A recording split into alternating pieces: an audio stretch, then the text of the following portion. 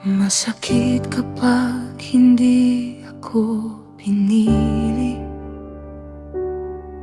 Masakit kapag hindi ako nakita. Kapag ang taong inaasahan ko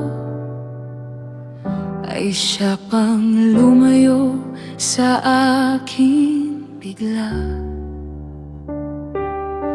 May mga salitang naiwan sa puso,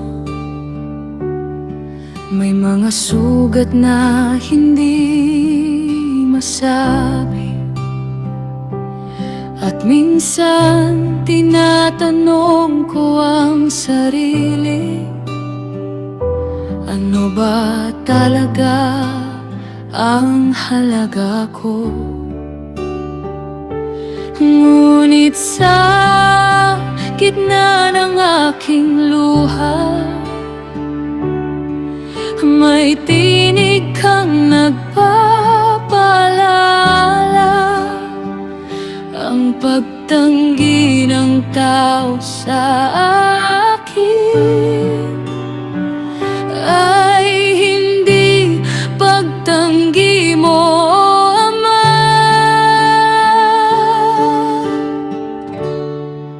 Hindi ako tinanggihan ng Diyos, hindi ako iniwan ng pag-ibig mo. Kahit may pinto mang nagsara, may plano kang mas mataas kaysa sa akin. Hindi ako tinanggihan ng Diyos, ang halaga ko'y galing sa'yo. Maaaring hindi ako pinili ng tao, ngunit sa iyo ako ay minamahal.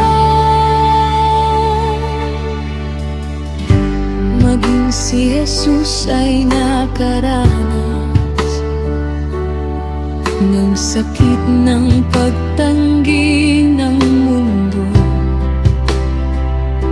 ngunit ang sugat at kahihiyan